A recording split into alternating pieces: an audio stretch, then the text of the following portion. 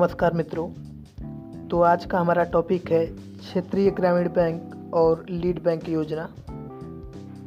तो सबसे पहले बात करते हैं क्षेत्रीय ग्रामीण बैंक यानी रीजनल रूरल बैंक आरआरबीज की। तो क्षेत्रीय ग्रामीण बैंकों की स्थापना 2 अक्टूबर 1975 को की गई थी। इन बैंकों का उद्देश्य जिन ग्रामीण क्षेत्रों में बैंकिंग सेवा का अभाव है वहाँ के ग्रामीण जनता के घरों तक बैंकिंग सेवा को पहुँचाना है। क्षेत्रीय ग्रामीण बैंकों के मुख्यतः 2 उद्देश्य हैं। पहला, ग्रामीण समाज के लोग जहां बैंकिंग सुविधा न के बराबर है उन्हें कम ब्याज पर ऋण उपलब्ध कराना। दूसरा, ग्रामीण क्षेत्रों में बचत को बढ़ावा देना और उत्पादक गतिविधियों में सहयोग देना। केलकर समिति की सिफारिश पर 1987 में तत्कालीन सरकार ने नए क्षेत्रीय ग्रामीण बैंकों की स्थापना बंद कर दी।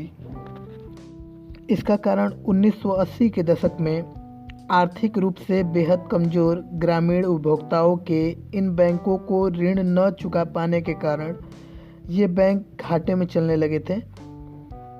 1987 तक 196 क्षेत्रीय ग्रामीण बैंकों की स्थापना हो चुकी थी। आगे चलकर सरकार ने इन बैंकों के पुनरुत्थान के लिए 2 समितियां बनाई।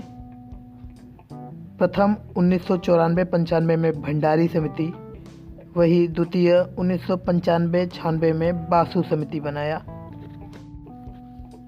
अप्रैल 2020 तक देश में कुल 43 क्षेत्रीय ग्रामीण बैंक कार्यरत है।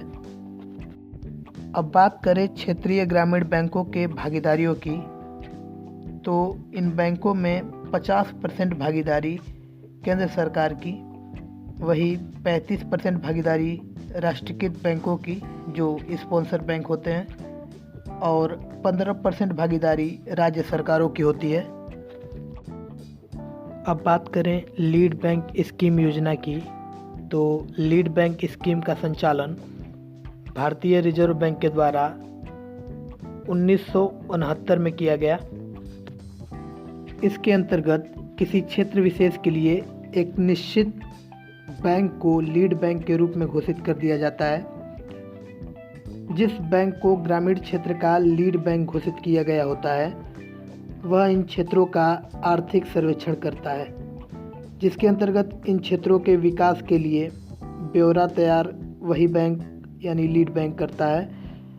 यह लीड बैंक जिला स्तर पर ऋणों की योजना बनाने, सरकारी कार्यक्रमों से संबंधित वित्त प्रबंधन करने आदि महत्वपूर्ण कार्यों को करता है। सेवा क्षेत्र उपागम इसी लीड बैंक की योजना के अंतर्गत कार्यान्वित किया गया था।